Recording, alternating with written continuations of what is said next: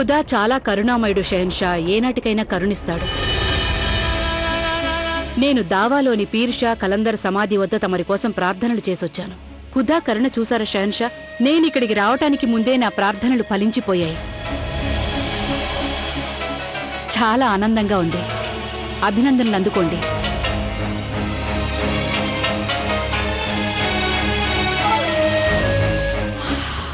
ఏమై ఉంటుంది? ఈ శుభవార్త జలాలకి ఆనందం కలిగించడం లేదే. మీరందరూ కనుక అనుమతించినట్లయితే నేను జోదా బేగంకి షెహన్షాకి దిష్టి తీయించదలిచాను. అనుమతినిస్తున్నాం. శుక్రియా. షెహన్షాకి అలాగే జోదా బేగంకి నీళ్లతో చుట్టండి. దాంతో అన్ని చెడు ప్రభావాలు తొలగిపోతాయి. హుజూర్ షెహన్షా, తమరు జోదా బేగం పక్కన నిలబడాలి. అప్పుడే ఇద్దరికీ దిష్టి తీయడానికి వీలవుతుంది.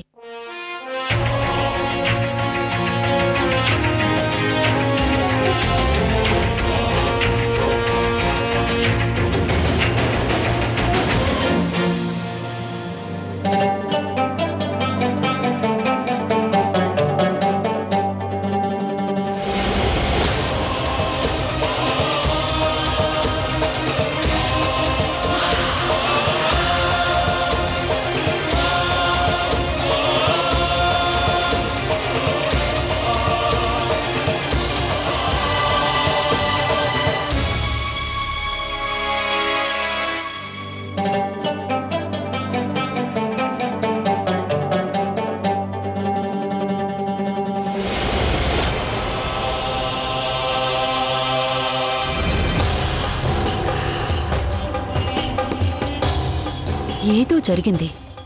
జలాల్ బయటికలా ఉన్నాడు కానీ లోపలేదో మదన పడుతున్నాడు. తను దాచిపెడుతున్న విషయం తప్పకుండా నాకు ఉపయోగపడవచ్చు. నేనిక్కడికి ఎందుకొచ్చానంటే షెహన్షా ఆదేశానికి అవమానం జరగకూడదని. నిజానికి మనిద్దరి మధ్య స్నేహం ఎప్పుడు అంతమైపోయింది.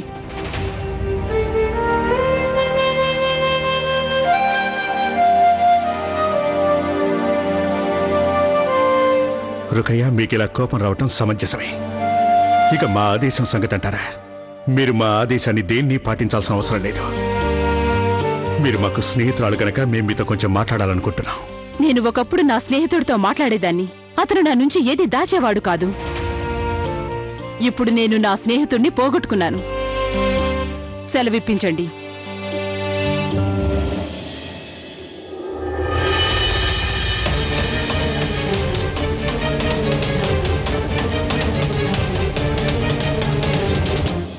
రుకయ్య బేగం, తమరు ఇక్కడే ఉండవలసిందిగా వేడుకుంటున్నాను. తమరి సమక్షంలోనే షహీజా గారితో ఒక విషయం మాట్లాడాలి. అందుకే నేను ఇక్కడికి వచ్చాను.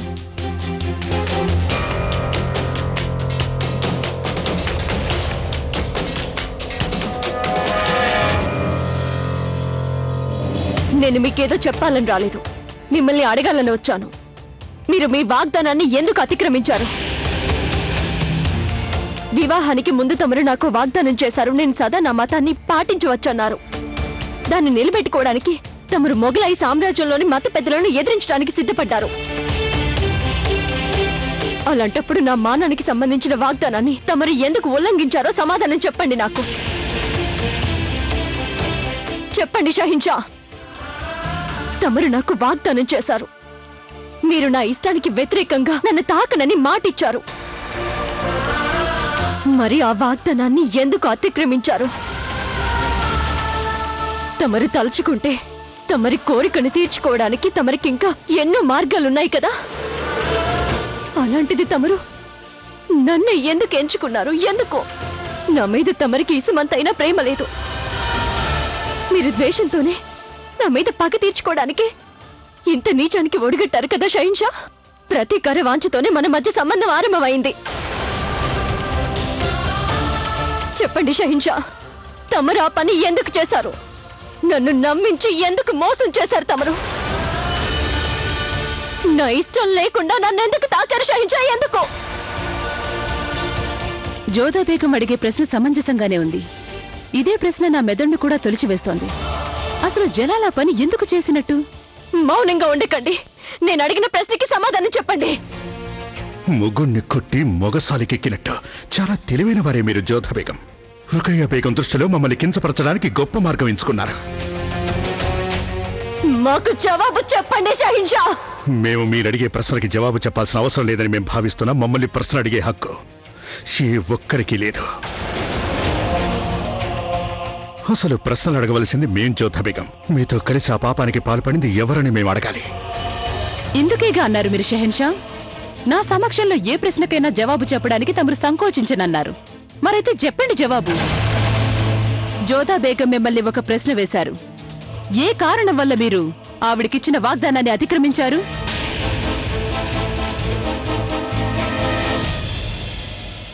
మీకసలు గుర్తుందో లేదో, ఆ రాత్రి మీరు అనారోగ్యంతో ఉన్నారు జోధా బేగం. అప్పుడు మీరు అసలు స్పృహలో లేరు. అప్పుడు ఏం జరిగిందో మీకు గుర్తు కూడా ఉండి ఉండదు. మేం మీకు మాటిచ్చాం, తమరు ఇష్టం లేనిదే తాకమని మాటిచ్చాం. అయితే ఒకవేళ జరిగిన దానికి తమరు ఇష్టపడి ఉండొచ్చుగా జోధా? అది నిజం కాదు. ప్రస్తుతం ఒకటి నిజం, తమరు తల్లి కాబోతున్నారు.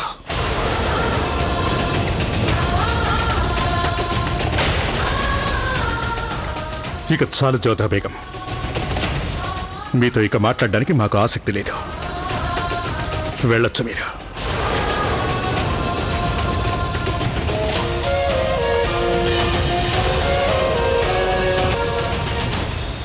నీకే చెప్పేది, ఇక వెళ్ళండి ఇక్కడి నుంచి.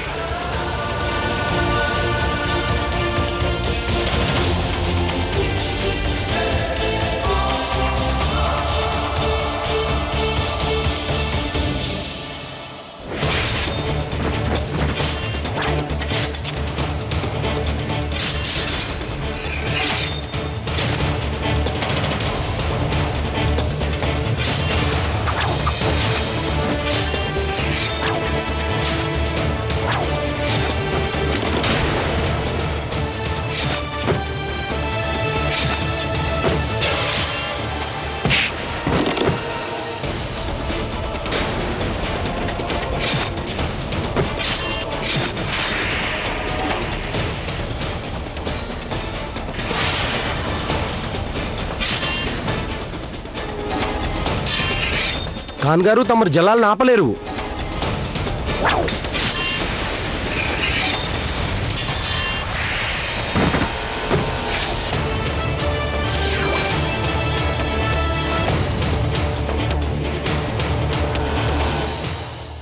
ఖాన్ సాబ్ తమరా?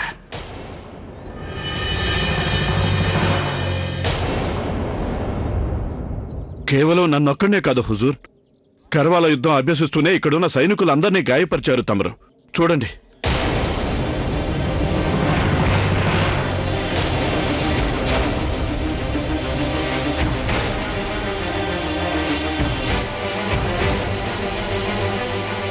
మాకస్సలు తెలియదు ఖాన్ సాబ్, మేము అభ్యాసం చేస్తున్నామా యుద్ధరంగంలో ఉన్నామా అని. తమరి ఆరోగ్యం బాగలేనట్టుంది హుజూర్. ఒకవేళ అది ఈ చలిగాలి వల్లనే అంటారా? అదేం కాదు ఖాన్ సాబ్, సాహసవంతుడైన ఏ సైనికుడైనా ఎలాంటి కష్టాన్నైనా తట్టుకోవాలి. ఆ కష్టం వ్యక్తిగతమైందైనా కావచ్చు, లేక వాతావరణం వల్లే కావచ్చు. తమరు సరేనంటే ఇవాళకి సభా సమావేశాన్ని రద్దు చేయిస్తాను. మీరు చాలా అలసిపోయినట్టు కనిపిస్తున్నారు. వద్దు ఖాన్ సాబ్, ఒక బాద్షాకి ఎన్ని కష్టాలొచ్చినా అతను తన బాధ్యతల్ని విస్మరించకూడదు. ఫిర్యాదులు వింటాం, చర్యలు చేపడతాం. దర్బారు మామూలుగానే నిర్వహించబడుతోంది. హెచ్చరిక! ఆశా కిరణం, మొఘలాయి సామ్రాజ్యపు చక్రవర్తి గౌరవనీయులైన బాద్షా జలాలుద్దీన్ మొహమ్మద్ వేంచేస్తున్నారహో.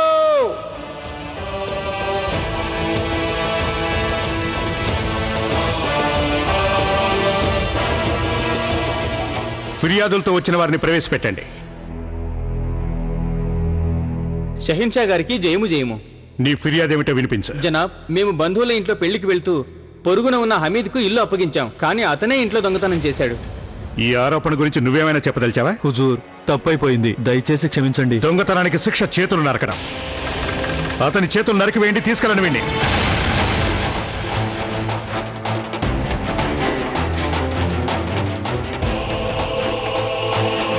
వద్దు హుజూర్, వద్దు వద్దు హుజూర్, వద్దు హుజూర్. దీన్ని బట్టి చూస్తే ఇవాళ షెహన్షా గారు చాలా కోపంగా ఉన్నట్టున్నారు. మామూలు దొంగతనానికి 20 కొరడా దెబ్బలే సరిపోతాయి కదా. వారు షహన్షా, వారు ఎలాంటి తీర్పు చెప్పినా శిరసా వహించాలి. షహన్షా గారు, తర్వాతి ఫిర్యాదుదారుడు ఒక భర్త. అతను తన భార్యపై ఫిర్యాదు తెచ్చాడు. ప్రవేశపెట్టండి. నీ ఫిర్యాదేమిటి? షహన్షా గారు, మా ఆవిడ నాకు ద్రోహం చేసింది. తను నన్ను మోసం చేసింది.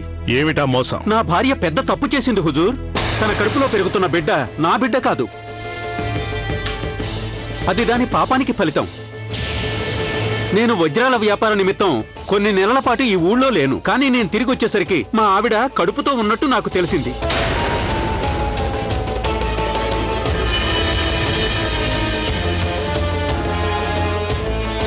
హుజూర్, మేము అసలు ఈవిడ్ని తాకనైనా తాకలేదు. ఆ బిడ్డ మాదెలా అవుతుంది?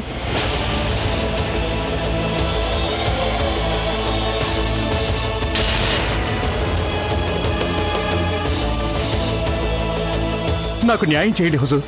ఒక భార్య తన భర్తని మోసం చేసి అతనికి ద్రోహం చేస్తే ఆ భార్యకి ఇంకా భర్తతో కలిసి ఉండే హక్కుందా?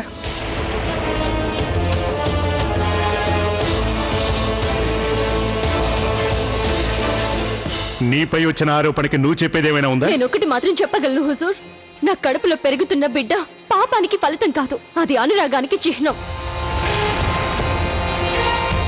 నేను వేరొకరిని ప్రేమిస్తున్నాను కానీ నా భర్త నాకు విడాకులు ఇవ్వనంటున్నారు. నేను ఒప్పుకుంటున్నాను ఈ బిడ్డ నా భర్త బిడ్డ కాదు అని. కానీ నేను తమని వేడుకునేది ఏంటంటే నాకు మా భర్త చేత విడాకులు ఇప్పించండి.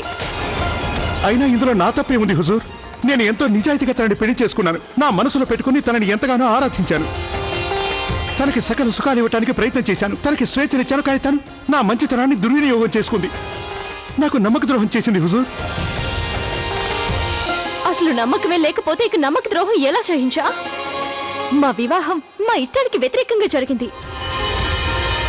మా ఇంట్లో వాళ్ళ ఒత్తిడి కారణంగా జరిగింది. నాకు ఇతని మీద ఎలాంటి ప్రేమ లేదు. నువ్వు తాకితే నేను ఎన్నడైనా ఆనందించానా? నువ్వు నన్ను చూసినా, నన్ను తాకినా, నా మీద ప్రేమ వలకబోసినా అవేవి నాకు నచ్చేవి కావు. నాకు ఇదివరకు నీ మీద ప్రేమ లేదు, ఇప్పుడు లేదు. నేను ఎవరిని ప్రేమించాను అతని చిహ్నమే నా కడుపులో పెరుగుతోంది. అరే సిగ్గులేదా నీకు? లోకమంతా నిన్ను చూసి నవ్వుకుంటోంది. నన్ను చూసి నవ్వుకోలేదు, నిన్ను చూసి నవ్వుకుంటోంది. నీ చేతగానితనం, నీ ఆడింగితనం చూసి నవ్వుకుంటోంది. ఇక నేను ప్రేమించిన వారి కోసం ఎలాంటి శిక్ష అనుభవించడానికైనా చాలు. సిద్ధమే. నువ్వు నా బాధ్యతల్ని, నా ప్రేమని బజార్కెక్కించావు. హుజూర్ తను నా బాధ్యతని, నా ప్రేమని చురకన చేసి బజార్కెక్కించింది. ఒక భార్య తన భర్త మగతనాన్ని ప్రశ్నించినప్పుడు ఆ భర్తకు అంతకంటే శిక్ష ఏముంటుంది? ఇక నాకు న్యాయం చేయండి హుజూర్. నేను కోరుకునే తీర్పు ఏంటంటే బాద్షా, ఎవరినైనా ప్రేమించినప్పుడు వారితో కలిసి ఉండకూడదనే తీర్పు. నోరు మూసుకో సిగ్గులేని దానా. అసలు నీకు ఖుదా అంటే భయం లేదా?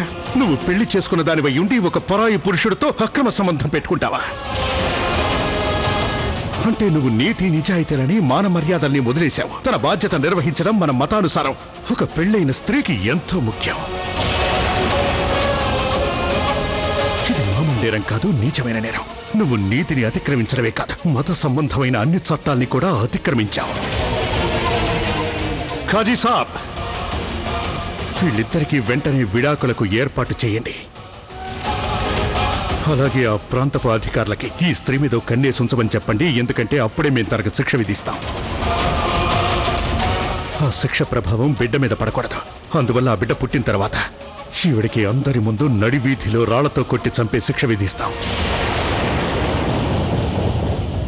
అలాగే తనతో పాటు తన ప్రియుడికి కూడా ఇదే శిక్ష. అది అసలు అన్యాయం కాదు షహించు. నన్నేమైనా చేయండి కానీ అతన్ని విడిచిపెట్టండి. ఇది న్యాయం కాదు బాద్షా, ఇది చాలా పొరపాటు. కానీ వాడు చేసింది కూడా నేరమే. నువ్వు చేసిన నేరంలో సమానమైన పాలు పంచుకున్నాడు వాడు. తెలిసి ఉండి కూడా వివాహితురాలైన ఒక స్త్రీతో అక్రమ సంబంధం పెట్టుకున్నాడు వాడు. ఖాన్ సాబ్, మేము అదుపు కోల్పోయే లోపల నీచురాలైన ఆ స్త్రీని మా కళ్ళ ముందు నుంచి తొలగించండి. ఇది న్యాయం కాదు బాద్షా, ఇది అన్యాయం. దయచేసి నా విన్నపం వినండి.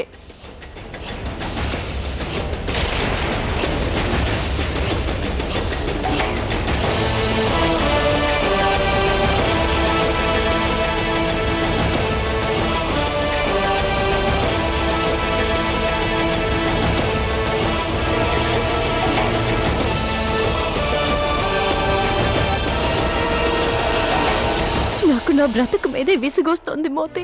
ప్రతి స్త్రీ బిడ్డని కంటుంది, కానీ ఒక షహిన్షా గారి బేగం తల్లి కాబోతుందంటే అది చాలా పెద్ద విషయం అయిపోతుంది. పుట్టబోయే బిడ్డ కుటుంబానికే కాక రాజ్యానికి ఆశ కిరణమైపోతుంది. నాకు ఆశలంటేనే అసహ్యం వేస్తుంది. నాకు మానభంగం చేసి ఇచ్చే గౌరవ మర్యాదలు అవసరం లేదు. నిన్న మనసుకి నచ్చ చెప్పుకోలేకపోతున్నాను షహిన్షా నా ఇష్టానికి వ్యతిరేకంగా. జోదా, మరీ అంత ఆలోచించి మనసు పాడు చేసుకోకు. జరిగిందేదో జరిగిపోయింది, దాన్ని ఇప్పుడు మార్చలేం కదా.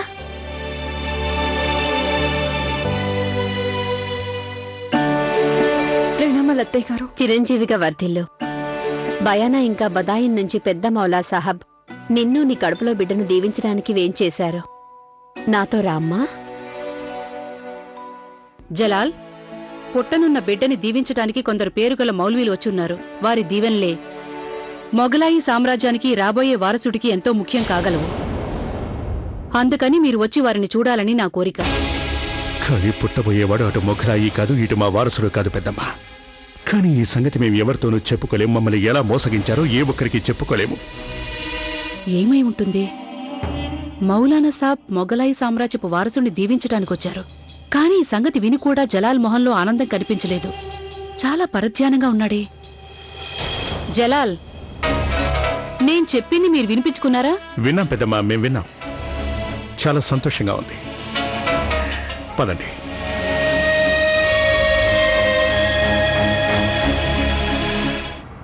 నన్ను నమ్మించి ద్రోహం చేశారు షహిన్షా.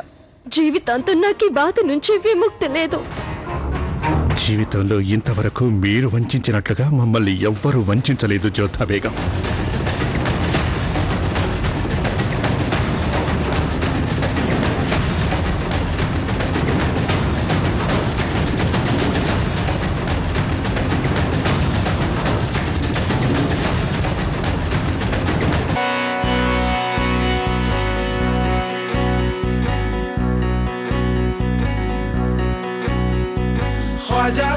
ख्वाजा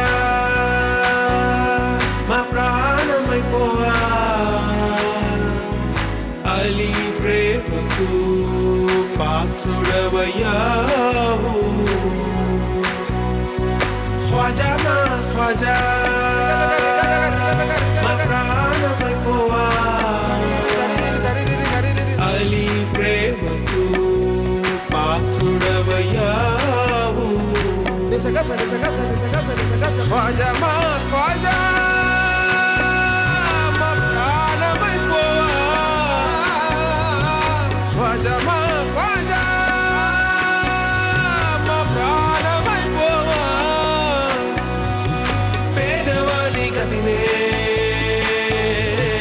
మార్చేది నీవే, పేదవాని గతినే. షహిన్షాకి సామ్రాజ్యానికి గొప్ప శుభవార్త ఇది. జోధా బేగం తల్లి కాబోతున్నారు.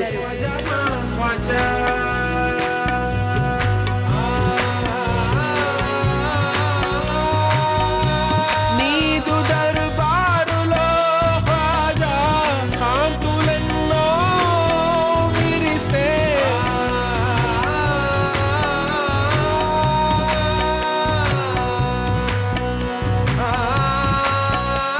ఆ రాత్రి మీరు అనారోగ్యంతో ఉన్నారు జోధా బేగం. అప్పుడు మీరు అసలు స్పృహలో లేరు. అప్పుడు ఏం జరిగిందో మీకు గుర్తు కూడా ఉండి ఉండదు. మేం మీకు మాటిచ్చాం, తమరు ఇష్టం లేనిదే తాకమని మాటిచ్చాం. అయితే ఒకవేళ జరిగిన దానికి తమరు ఇష్టపడి ఉండొచ్చుగా జోధా?